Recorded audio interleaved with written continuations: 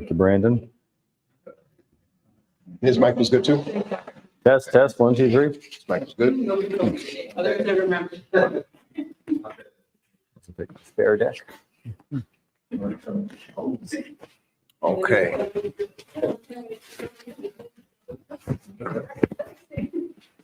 All right.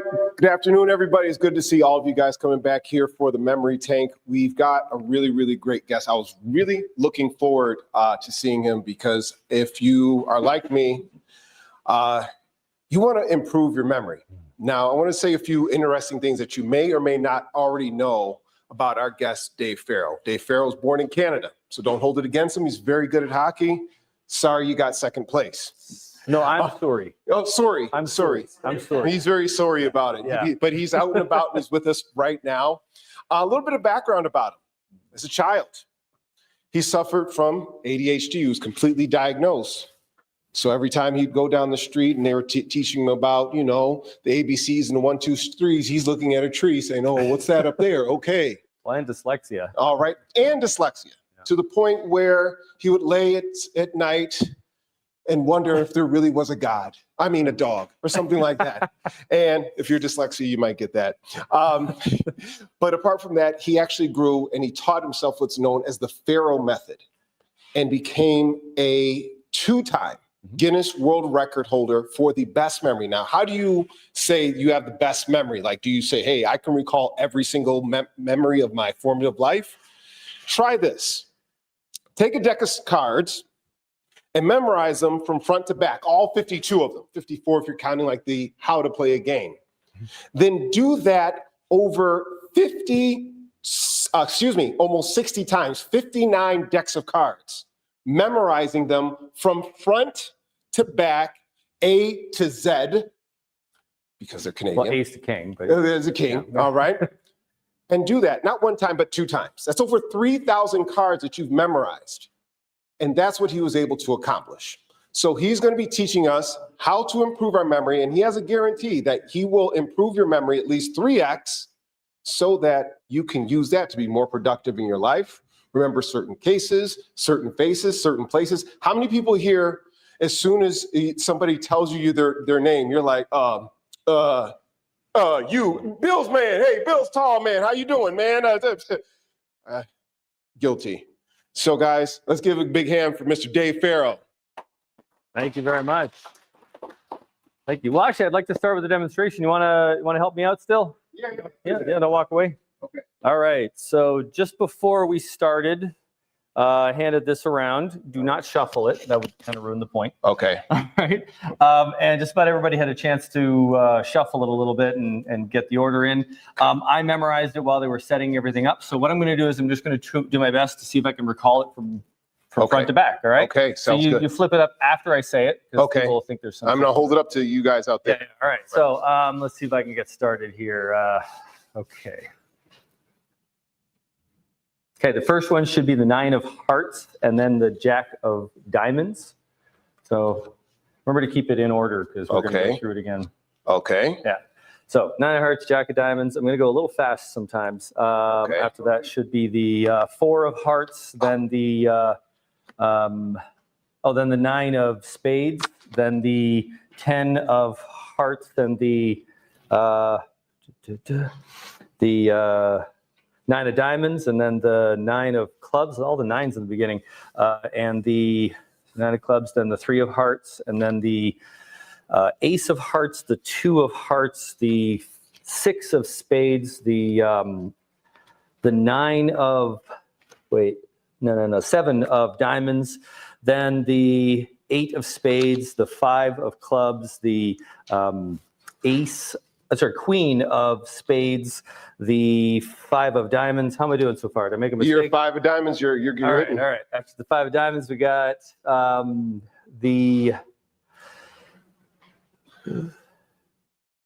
should be the queen of hearts, and then the king of diamonds, and the 7 of clubs, and the 2 of diamonds, and the 3 of clubs, the queen of clubs, the king of hearts, the 10 of clubs, the ace of spades, the 8 of hearts, the The which ones?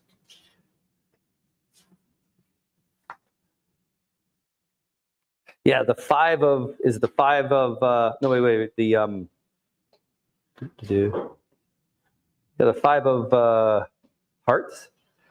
Is that right? Yes, it is. Okay, then the 4 of diamonds and the Jack of hearts, the 5 of spades, the 6 of clubs, the 7 of hearts, the king of, no wait, not sure which order. I think the next one should be the 4 of clubs, then the king of spades. Is that right, or was it the other way around? That's very good. Okay, then it's the 6 of diamonds, the 6 of hearts. Whoa. Or did I get reversed? And we're at 6 of hearts. Okay, 6 diamonds, 6 of hearts. Then the ace of diamonds and the ace of clubs and the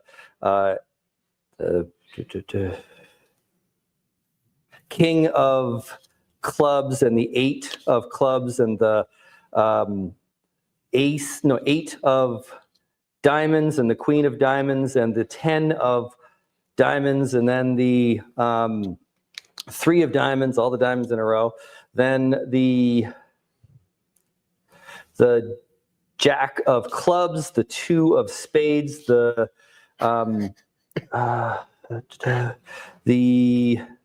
Jack of spades, and the 3 of should be the 3 of spades.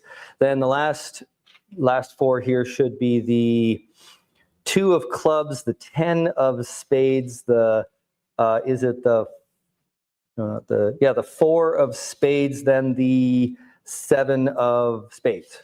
Right. Guys, give him a hand. Now, before I go away, Thank you very much. I'm going to ask the question that everybody in the room wants to know. Okay.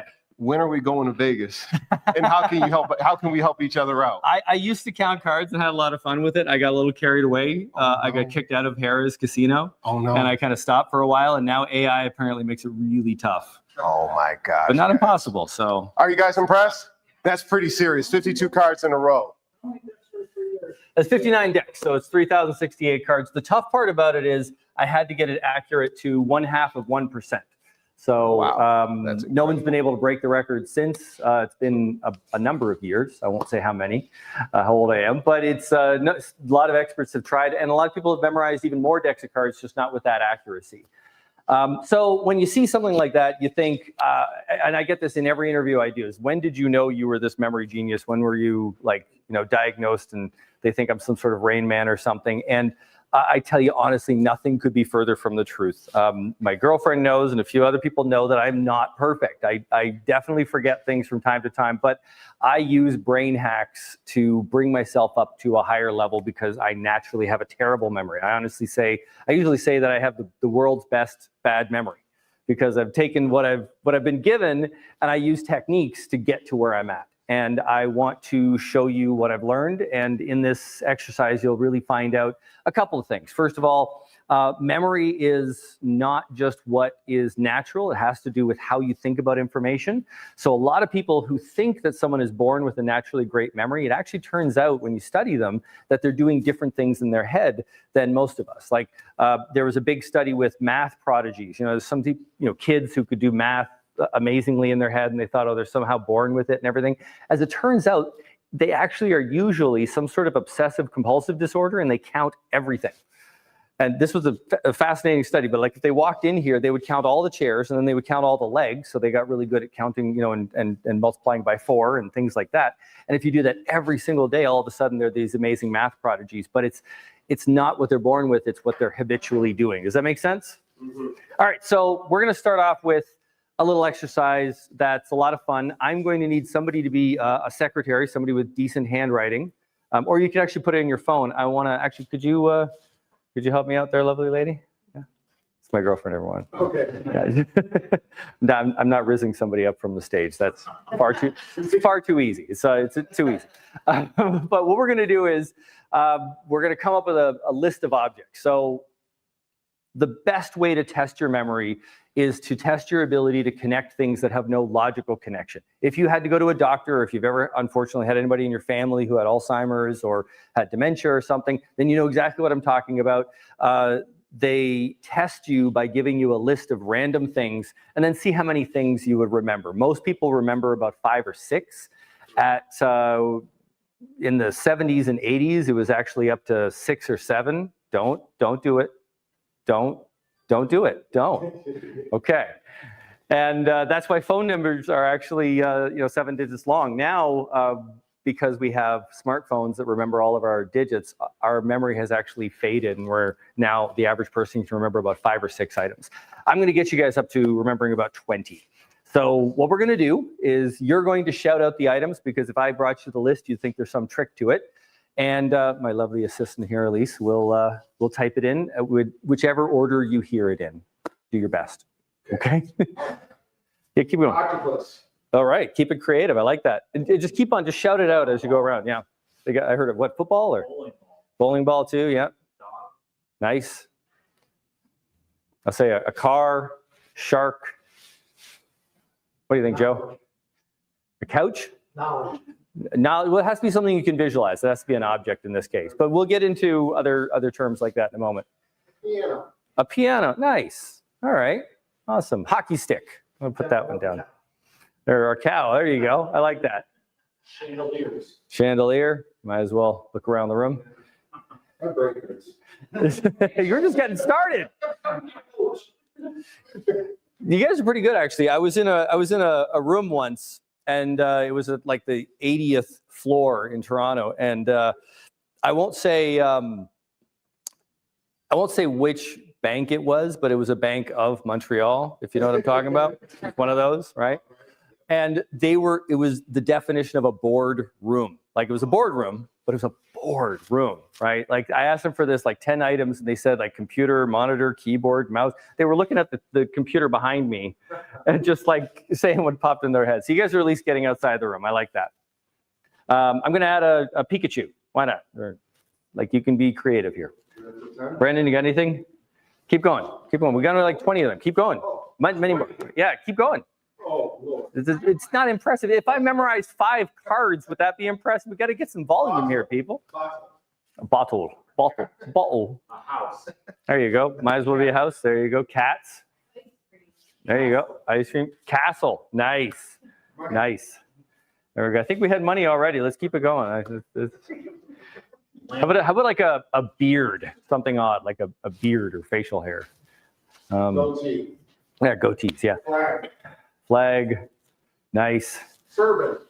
Bourbon. Nice. Bullet. You can add anything that you like too. You can put something in there. Might be up to 20. So the key is, like, don't put like beard and then facial hair. Like, they have to be different. But like. Okay, because I'm struggling. Oh, you're gonna know this forwards and backwards in just like less than 5 minutes, man. Right. And you'll know how to do this yourself. And most importantly, if anybody has any, who here has kids? Here's kids. Okay. Well, I want you to learn this technique well enough that you can teach this to your kids, because you can teach this as young as 6 years old. And they're going to love it because it's really creative. How many we got? 19. Just give us a few more. One more. But Lex, you give me one. Kids are creative. Wow. Just there you go. Grass. Got to touch grass. There we go. There for the phone. Oh, Jesus. Making me put on my old man glasses, huh? Look at you. All right. She did that on purpose, people, I swear. Okay. Okay, octopus. So if I said this list out loud, if you were in a doctor's office, you had to recall it. You're like, octopus, dog, bowling ball, car, shark, pizza, piano, hockey stick, cow, chandelier, Pikachu. You don't have to spell Pikachu. Bottle, house, cat, ice cream, castle, beard or goatee, flag, bourbon, and grass. So that's a really mixed up list, right? So if you had to memorize it, here's what's actually going on in your head. What you want to do is you want to connect items together. Think of information like a spider web, not like just an empty space you put stuff in your head, right? The only reason you remember something is because it's connected to something else you know or remember. You cannot memorize something in a vacuum. So if you remember my name, Dave, it's because you connect it to my face. Next time you see my face, it reminds you of your name, right? My name.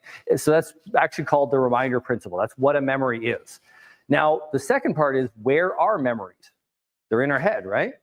So most of the time, memories have something to do with our senses. So I'm going to tell you to visualize things in order to memorize them. That doesn't mean that you're only going to use your visual sense. You actually want to use all of your senses, but there's no word in the English language that means use all of your senses to make a picture in your head. And I think the closest word is like sensualization, which sounds really dirty, and I can't really use that. So just visualize, okay? And the third thing, and this is what makes memory stick, is it has to be unique. It has to be different, right? How do you catch a rare bird? You sneak up on it, right? I'm a dad. I can get away with that joke. So the principle here is called the tiger in the jungle. So here's my way to teach this, okay? Imagine 100,000 years ago, right? Hunter-gatherer is walking through a jungle, right? And it sees from left to right, it sees like some rocks, a tree, a bush, a tiger, a beautiful stream, another rock with a frog on it, and then another stream over here, and the tiger eats them because he didn't pay attention to the tiger, right? So my point is, we don't need repetition to memorize something because there's a survival mechanism built into all of our brains. That survival mechanism always pays attention to the most interesting thing in the room or in our head. So what I'm going to do, and that's the entire lesson, by the way. Now we're going to get right into it. In less than 5 minutes, all of you are going to memorize this list forwards and backwards. I'm going to get people to test them and everything. I guarantee everyone will get this if you follow my instructions, because we all have this evolutionary instinct in us. The way we're going to do it, though, is we just take 2 items at a time. We visualize it in our mind's eye in a funny, interesting, weird, or unique way. We bring out that tiger in the jungle technique to wake up our brains. And I'm going to help guide you through. Is that fair? Yes. Gonna have some fun? All right. So the first item is the octopus and a dog. Now, if you just imagine an octopus sitting beside a dog, that'd be boring. How can you make it crazy? How can you make it weird? The what? The octopus riding the dog. Tangled up on the dog. I imagine a dog like riding an octopus through the ocean and like Aquaman type thing. Could you imagine that? And the guy just like walks through the door going, "What the heck are we talking about?" What is it like? Or the dog has like a bunch of tentacles for tails. Octodog. There you go. An octopus-dog combination. All of these are valid. Whichever one pops into your head first is the one you should do it. The image that you think of is not always the best one for me, and vice versa. Does that make sense? So use the most creative, the thing that is the weird one to you, okay? There's a whole test behind that, but that's essentially it. Okay, dog and bowling ball. Imagine a dog bowling. That's it. Dog. Imagine you're taking a dog and throwing them down a bowling alley. That's very cruel, but it's just your imagination, right? So my point is, I did not have the octopus in the second picture, did I? So you don't make one picture with 20 things in it. That's actually why most of us forget things, is because we're trying to hold on to multiple things at a time. Your brain really only can connect 2 things at a time. So all you have to do is make a really powerful, think of it like a slideshow in your head, not so much a story, but just a set of really interesting slides. Okay, so dog, can everyone picture a dog throwing a bowling ball, or bowling ball shaped dog or something like that? All right, after bowling ball, we have car. Imagine you taking a bowling ball and just smashing through like your front windshield. Can you picture that? All right, and car and shark. I'd picture a shark driving my car. What would you guys imagine, like hitting a shark with a car? Shark-shaped car. A shark-shaped car, I like that. You guys are creative, yeah. What about like a shark-themed like monster truck? Okay, you take it a next step further. I like that. All right, shark and pizza. Well, this one's easy, right? I just imagine a shark just devouring a pizza. Can you picture that? Or how about a pizza devouring a shark? Or a pizza made out of the shark. Pizza made out of, you guys are more creative than I am. I'm like behind here. All right, pizza and piano. Pizza and piano. Pizza and piano. How about like you have a piano, but all the keys are just like pepperonis and stuff, and like pizza toppings. It'd be really disgusting after a day or two, but it'd be like an art project, right? All right. After piano is hockey stick. Imagine like doing slap shots against piano and just destroying the thing. You put like hockey pucks through it. That's the Canadian in me. I think you can do a slap shot that higher. Okay, so all we've done is make a few silly pictures. It even seems like we're not even doing anything. We're just, we're just doing dumb things in our head. But let's follow on. What's the first item? Octopus. What's that remind you of? The dog. The dog. Where was the dog? Bowling ball. Bowling ball. What would we do with the bowling ball? You put it in the car. What was the car in the shape of? Shark. Shark. And what would you do with the shark? Pizza. That's right. And then what was covering the, even before I can give you a hint. Yeah, pizza, piano, too, hockey stick. There you go. So, Who wrote it down? so that's 8 items.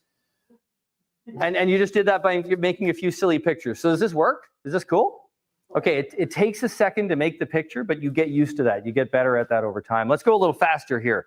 All right, I want to hear 2 to 3 ideas for each association, and we're just going to do a rapid fire round here. So hockey stick to cow. A cow that plays hockey. Cow playing hockey, there you go. Yep. Bull with hockey stick horns. A bull with hockey sticks for horns. That's that's cool. I like that. All right, cow and chandelier. Cow and chandelier. The bull and chandelier. Yeah, the cow's like hitting the chandeliers and it's knocking down his. Oh, the cow has chandeliers like earrings. Yeah, even though it's a bull, not a cow. The farmer over there is like rolling around in pain there at the mention. All right, chandelier and Pikachu. That's, by the way, that's the Pokemon that shoots lightning. So yeah, shoots lightning at the chandeliers, right? What if we had little Pikachu chandeliers, like the chandeliers looked like Pikachu? All right, Pikachu and bottle. Give me 2 ideas. Pikachu and bottle. Drinking. Pikachu getting drunk, drinking from a bottle. Yeah, what do you think? Drunk Pikachu. Drunk Pikachu. Pikachu. Bottle shaped like Pikachu. Bottle shaped like Pikachu. I like that. Excellent. And now, now you see why ADD people really excel in this, right? Bottle. There you go. Bottle and house. I'd imagine a house in the shape of a bottle, or maybe some of those those houses that are made out of glass bottles. Could you picture that? Something like that. But if you want to make it even more memorable, imagine it's like your house, but you covered it in plastic bottles or some weird art thing, something like that. House and cat. Now, don't just think of a house cat. Maybe a cat the size of a house, or a cat full of a house full of cats. Yeah, yeah. There you go. Cat full of houses is a completely wrong direction to go in there. All right. All right. So after cat is ice cream. What could we think of for cat and ice cream? Cat eating ice cream. Cat made of ice cream. There was a Teenage Mutant Ninja thing like that. Yeah. All right.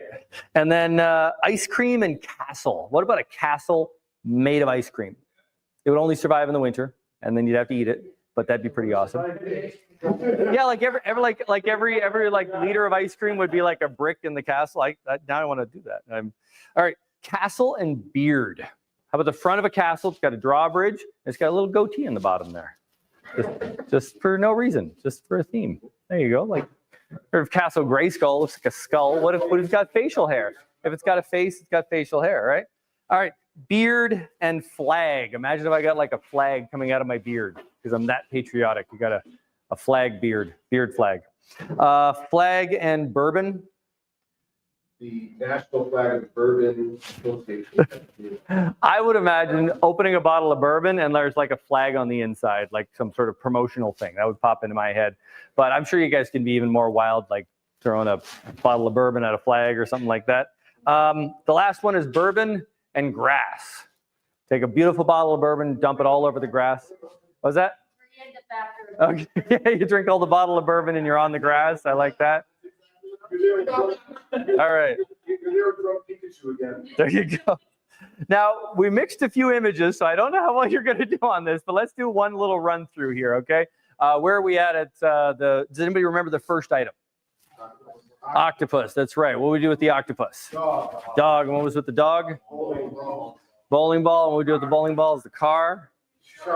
The shark to the pizza to the piano to the hockey stick to the cow, yeah, cow to the chandelier to Pikachu to bottle, that's right, bottle, where was the bottle? House, everyone's looking in their head now. House, what was with the house? Cat, What do we do with the cat?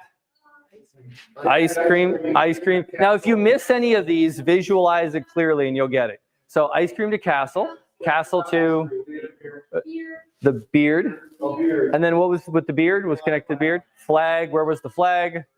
Bourbon, what was with bourbon? On the grass. Give yourselves a hand, guys. Don't need that anymore. Thank you very much. Everyone thank my assistant here too. You know, I don't think After this, we're not allowed to forget any of our spouses. James, I'm actually going to say I'll take it one step farther here. The interesting thing about memorizing things this way is you can go forwards and backwards just as easily. Think of your memorizing the alphabet. You only memorize it in one direction. You can't say it backwards. That's why they test you with that on a DUI or something. But because we came up with these pictures, we can flip through that slideshow forwards and backwards and even in and out of order. So what's the last item? Grass. That reminds you of bourbon. Reminds you of the flag. And what was connected to the flag? Beard. Beard was on the castle. What was the castle made of? Ice cream. Ice cream to the cat, to the house, to the bottle. Bottle to the Pikachu, to the chandelier, to the cow, to the hockey stick, and picture the hockey stick to the piano. Piano to the pizza. Pizza to the shark was in the car. We do with the car. Bowling ball to the dog, to the. Give yourselves a hand. There you go. And if I said piano, what would that remind you of? The pizza or the hockey stick. Well, actually, if I said cow, what would that remind you of? Hockey stick to the chandelier. What about ice cream? Castle or the cat. So that's really what's so powerful about your memory when you use it the right way. This is the most basic technique, but it holds in it an understanding. This kind of blew my mind that just by picturing information differently, I could trick my brain into memorizing it. And I was at the point where I was basically at the bottom of all my classes. I had a teacher that went up to me, and this guy was he was a piece of work. I did not treat him very well in my book, by the way. I was 14, and he said that he said I should be a carpenter or something like that, like something with my hands, because there's no way I could do anything intellectual. I could never run a business. I have ADD, and I have dyslexia, and I have a terrible memory, and I will never be able to learn anything, any higher academics or anything. And that was pretty much what started me on the road to do this, because I wanted to prove the bastard wrong. I would love to say I had a high-minded idea to achieve my potential, but no, just proving the bastard wrong. That was my motivation. What's that? How did you forget to call me on Tuesday? Thanks. I appreciate that. Yeah. So the question is, though, the real question is actually, what do we do with this? I mean, this exercise is a fun game, but there's not many times that you have to memorize, cat and pizza and piano and things like that. So I wanted to flip to something a bit more practical. And that is something that we all encounter in business, which is to be memorable and to remember other people's names. Does that sound interesting? Yep. All right. So on your sheet, and actually, could you hand out to the new people who have arrived, make sure they get one. This is just a notepad for later. These techniques have been honed and practiced for over 2,000 years. They were actually part of Aristotle's first academy. And for a long time, they were taken over by mentalists. Anybody ever see the show Mentalist? Love that show. Yeah, it's great. Yeah. So people on stage would, and the really interesting thing is, there'd be things like, using these techniques, you can remember everybody, like anybody can tell you what their birthday was, and you can tell them what day of the week it was on, for example, just by, you basically memorize the last Sunday of every year for 100 years, which is it's just a 100-digit number.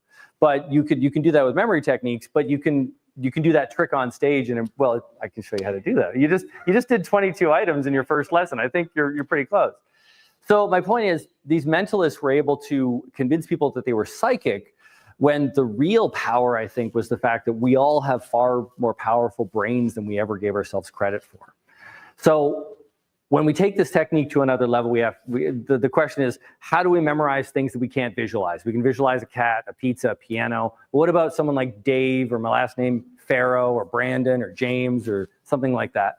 So the technique is called substitute words, and it uses the same mechanism that we use when we think of a nickname, right? Ever growing up, anybody had nicknames at all? Right, what was your nickname? Jam or? Okay, so that kind of sounds like just your name. Okay. I mean, I don't know. Like sometimes people are like they called me David the Pavid. I never knew what a Pavid was, so I was really upset, you know. So someday I'm going to invent something really cool and call it a Pavid. So that mechanism in the brain is something that we have as kids. That's why kids always play with people's names.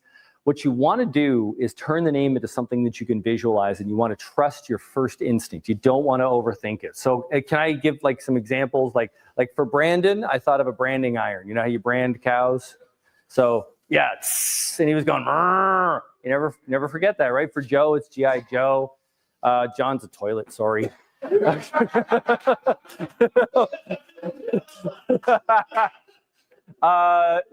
James actually is like a chauffeur's cap, because I always think like home James, like the chauffeur, something like that.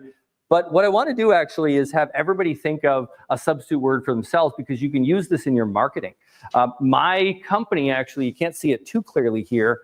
I wish we could make that a little bigger. Can you double click on it or something? Yeah. So I used to actually be like the Pharaoh of memory, and I had like an Egyptian theme, and then that turned out to be like way too cheesy for the corporate environment. But my last name's Farrow, but it's F-A-R-R-O-W, so it's an F with an arrow coming out, and every time they see that logo, it's a little mnemonic, right? Just like the FedEx, invisible arrow and all that stuff. This has gotten me so much business by just putting something memorable in there that people have to discover. Then it's like a little Easter egg. I've had customers of mine in real estate use this all the time to help people remember their names. Like there's this one Southern lady, her name's Sylvia, and every time she shakes a customer's hand, she says, "My name's Sylvia, just think of silver because I'm so precious." I could never get away with that, but she gets away with it really well, right? I've had there was an Olympic couple because their last name was Win, so they had like an Olympic gold medal in their business cards and help people remember. So the point is, if you help people remember your name, you're always going to be able to do more business, right?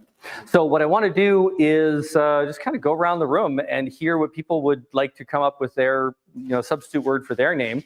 And when you hear that name, I want you to come up with a silly picture. So like for James, I'm imagining him wearing a chauffeur cap. For Joe, he's G.I. Joe, so I imagine like doing like G.I. Joe stuff. I imagine branding him in the side of his head. So what you want to do is when you hear the substitute word, you want to think of the image. For my name, I'll start. Dave, the easiest one is wave. So I imagine like me surfing or something, or a big wave knocking me over, right? And let's go in the end and say your name and what substitute word you would come up with for your name. So my name is Nate. What do you think of for Nate? 8? Yeah. So you could. Well, actually, the substitute word I use is an eating contest. Nate and 8. Now the thing is, it just has to be the first thing that pops in your head. You're not going to walk up to him and say, "Hi, 8. How you doing?" Right? Because there's some common sense here.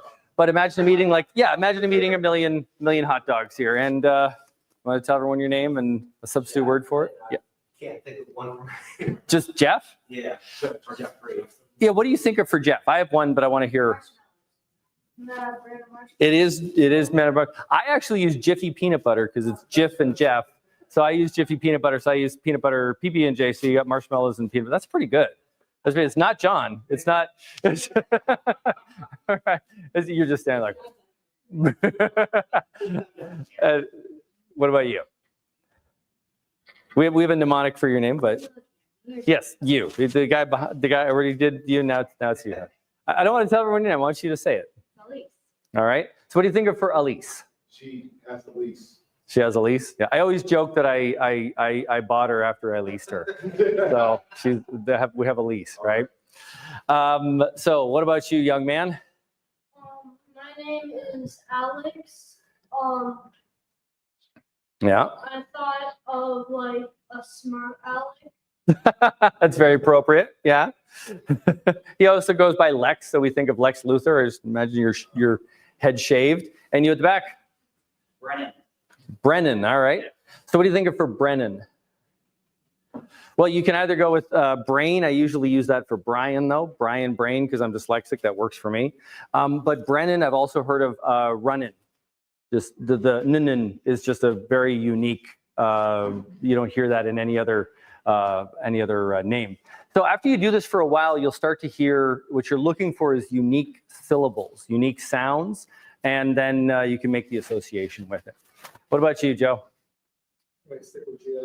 G.I. Joe, yeah. Imagine, yeah, it's like a little M16, yeah. So, by the way, when you see Brennan, for example, imagine him like with like a marathon runner's tag on it, like running a marathon, like running is what I would picture. I just wanted to keep the whole thing there. Do you want to go with something else? What about John Wayne? It's like John the Baptist. You could also do John Wayne, John the Baptist. I'm going to hell. I didn't even think of that. You're right. And we were talking about James. Do you have any other ideas for James? St. James. Okay. Very Christian in this corner. All right. All right. And what about you, sir? Ryan. Rye bread. That's actually the one I use for Ryan. Yeah, Ryan, rye bread. Yeah. Yeah. Just imagine like you were like wearing a hat of rye bread or, popping out there. Yeah. The key is to turn it into a costume because we always remember costumes, right? What about your name? Alyssa. What do you think of for Alyssa? I use a list, like a shopping list or something like that, right?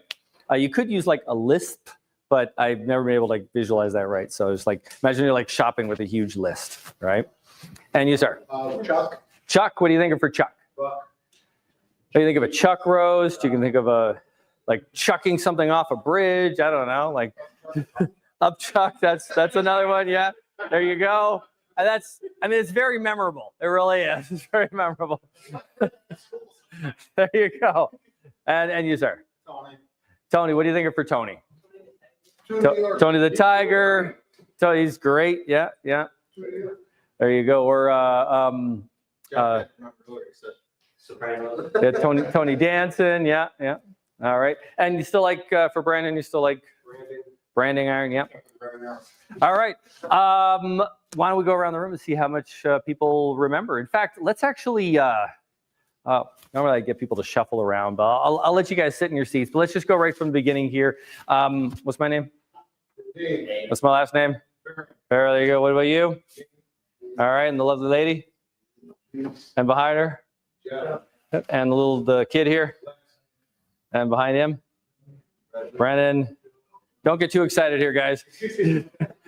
John, and at the back there, James, and the gentleman in the Bills hoodie, Ryan, lovely lady, Alyssa, and this gentleman in the green shirt, Chuck, and Tony, and then now, if we had an audience of like 50 or even 100 people, it wouldn't change any of the silly images that you've done so far. That's essentially the secret of how I can memorize 59 decks of cards. It sounds like this huge number, but all it is just making one really good link at a time and getting really good at that association. So if you had 20 more people's names, it wouldn't do anything to the wave you imagine knocking me over.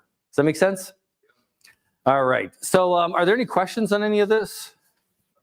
Yeah. Me and Ariana, when we would take her to dance, right? Moji Park, all the way to Clarence. Yeah. We would do A, and then we would take apple. And then, banana. So then we had to say apple, banana. Oh, okay. Apple, banana, cat.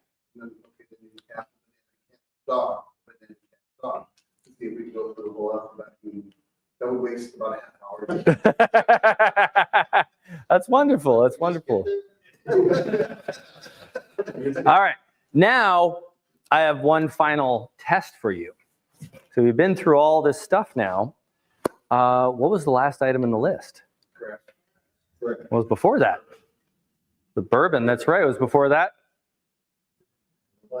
The flag. That's right. Trust yourself. You know this. What was connected to the flag? Or where was the flag? The beard. Where was the beard? And the castle. What was the castle made of? Ice cream. What was the ice cream? Cat to the house. House to the bottle. And the bottle to the Pikachu. Where's Pikachu? Chandelier. Chandelier to the cow. Cow to the Hockey stick, that's right. Hockey sticks to piano, to the pizza, to the shark, to the car, to the bowling ball, to the and dog, to the octopus. Congratulations. Come on. Very impressed, and that is just the tip of the iceberg. I hope you learn some of these lessons. I hope you teach it to others. And everybody who signs, do we have the sign-up sheet going around? You give us your name and email address. I'm going to log you in.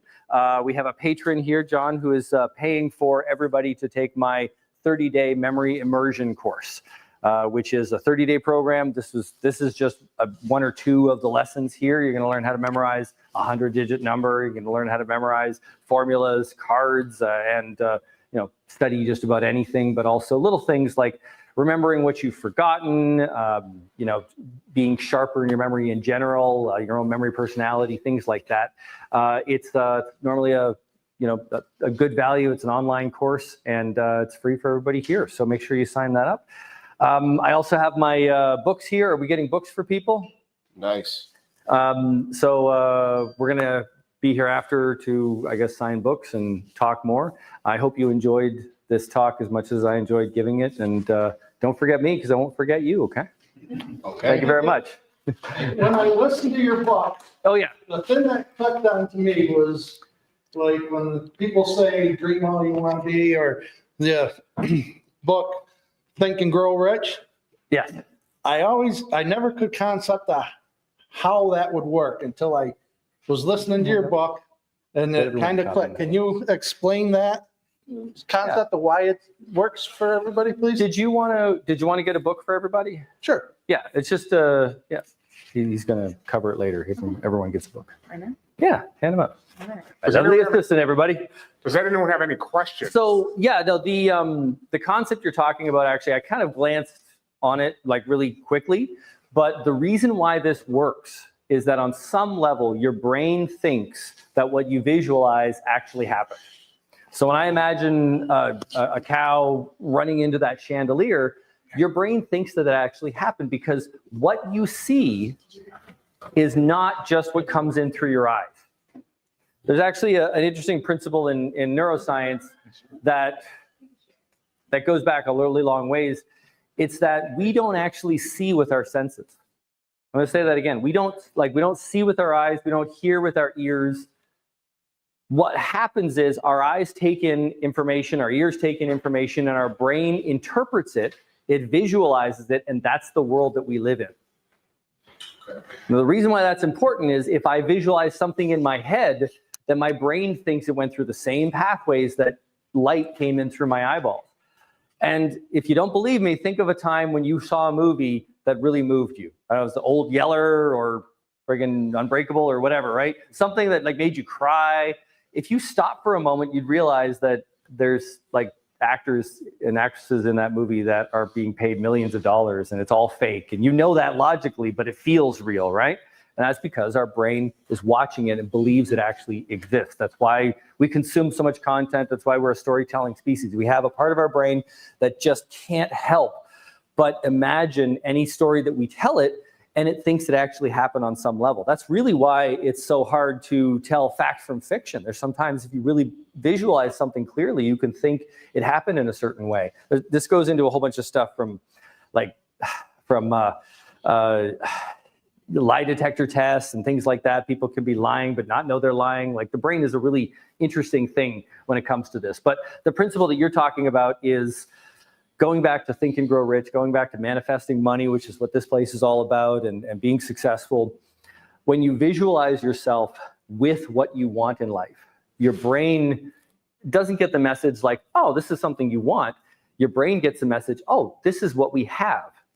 And you start acting as if you have it. The reason why it's important to act as if you have it is because that's how you get stuff. Does that make sense? You know, if you imagine yourself with the perfect person in your life, you start being the person that is perfect for that person, right? If you imagine yourself with the right kind of wealth, you act like the person who earns that kind of wealth. Your brain thinks it's real if you visualize. So that's really the power of visualization. And in my book, actually, there's a ton of different brain hacks about this. Like, there's one, I'll give you a very simple one that people just love. there's a way to trick your brain into not eating a particular type of food if you're trying to stay on a diet. And it's called the disgust visualization. Basically, I had this where I had an addiction to like Wendy's Frosties. There was a Wendy's on the way home from my office, and I just ate them every day. And then I downsized to the kid version, thinking I was being really good. And I was like, 40 pounds overweight or something with that. It was terrible. So what I started to do is I kept eating the Wendy's Frosty because I was addicted and couldn't help myself. But what I would do is I would visualize really disgusting things in the Frosty, like bugs or oil or like toenails or hair and things like that. I'm just eating it away and I'm visualizing this. So what I'm doing is I'm triggering a part of the brain that actually is called the disgust section of the brain. We actually have a section of the brain that is dedicated to being disgusted by things, believe it or not. But it's important for evolution. Otherwise, like this is why we don't eat roadkill and get sick and things like that. There's a part of our brain that tries to avoid things that are going to make us sick. So by visualizing that, I triggered that part of the brain, and over a course of about a week of doing that, I connected it to a Wendy's Frosty. And one time I just couldn't eat one. I just looked at it and I just couldn't eat it. And I haven't touched one since. I was like so addicted. So people have used this. I've used this to kind of just get rid of addiction to sweets or things like that and kind of change what your brain associates. So it's really powerful stuff. So if you visualize what you want in life, if you visualize what you want to accomplish, it doesn't just help you get motivated. It literally changes the wiring in your brain. It changes what you are disgusted by, what you are motivated by, what you desire, what you even see yourself as. I did this exercise in Guam with a bunch of business professionals, and I got them to write down their name, and then there was a few bubbles connected to it, right? So if you think of who you are, what you think of when you visualize yourself, that's your identity. What other people think of when they visualize you or think of you, that's your brand, right? And we think of marketing as this big, complex thing that we have to just be perfect, and we have to do all the things. We have to do all, to send the emails and master social media and get the schedule together. But really, all we're trying to do is make an association. We just want people to think of us when they're looking for something, when they're looking for an investor, when they're looking for a contractor, when they're looking for something, right? So that's the basis behind my marketing company, Memorable Marketing, Farrow Communications. That's kind of the basis behind some of the principles for that. And that's how I went from being a memory guy and a marketing guy, and that's why I do both. So that's the passion for it. And I just loved how he was sitting on his tractor listening to my audiobook, started this whole conversation. And you were listening to Think and Grow Rich and a bunch of positive thinking books for ages. And they just told you to visualize, but they didn't really tell you what was going on in the brain. And then when you understood this side of it, it just kind of clicked. So I just love that. Like when you're an author and you write a book and somebody just gets a part of it that you intended and were hoping they would get, and they just bring it back to you, it just feels wonderful. I'm sorry, are there any other questions on that? They use up a lot of time. Any more questions? Yes. Bringing together numbers to remember, like cards, I think it's amazing. Right, yeah. Cards, So you want to know how to memorize numbers? Sure. So different types of information, we usually use a different kind of code. So with numbers, we'll have a list of essentially the numbers from 0 to 100. And anytime you encounter a different number, you just turn it into a word. The most common code for this is called the phonetic alphabet. And that it sounds complex, but it's very simple. Essentially, each number is a different phonetic sound. So 1 is the T or D sound. They're the same sound, one's just harder or softer than the other. The next, number 2 is N, 3 is M, 4 is R, 5 is L, 6 is the CH or ch sound or j sound. And 7 is K, 8 is the V or F sound, V, F, and 9 is B or P, and S is 0 because it's the S sound 0 or S or Z sound. So once you know that and you find a number like 14, it becomes the word tire in your head, and I can visualize a tire, right? 86 is fish. Right?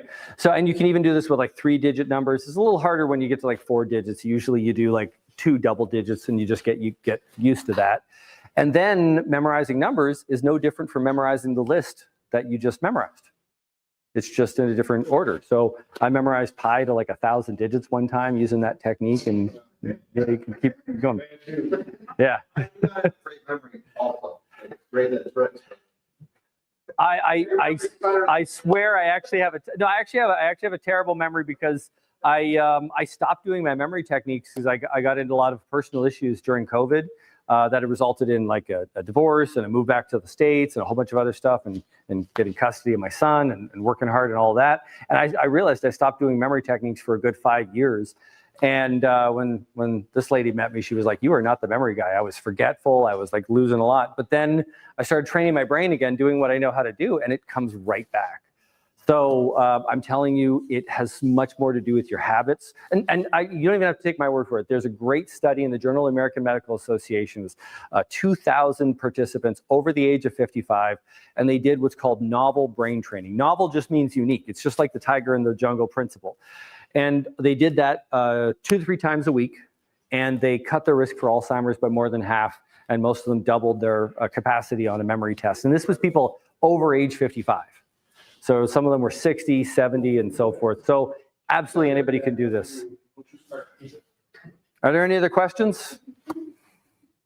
And you know, I challenge you to go through the course. If you signed up for it and everything, you can go through the course and then you'll see what you're capable of. And the key is to try to find time to do it every day. The problem is we get stressed out, we procrastinate, we don't do these little things every day. The more you do it, the more you can get better at it. So it really is. Yeah. And I also found, by the way, that when I started training myself in my memory again, then there was, there's less times you walk into a room and forget why you walk in. There's less times you forget your keys. There's less absent-minded moments. All of that stuff catches back up when you sharpen your memory. All right. So, yeah, I hope this has made a big impression on people, and I really appreciate you having me here, and thank you for a memorable evening. All right. Take care. Awesome. Thanks. Hey, thank you for bringing me. Appreciate you. Like I say, it was, You forget to call me on Tuesday. Yeah, but hey, I'm waiting for a good you time. had to get me. Yeah, yeah. You're like, no, I don't. I did. What happened Tuesday? Like you're just like razzing me. Yeah. Yeah. It was fun. I had to wait for the right time. Of course. You had to. But You have fun? That's really cool. 2 at a time, right? I gotta go pee. Okay. I'm really confused why you were telling me to not say it when honestly now. I'm saying it. Yeah. You're saying I didn't know you were doing. no. Yeah. Reset. Yeah, I do too. Yeah. But it's really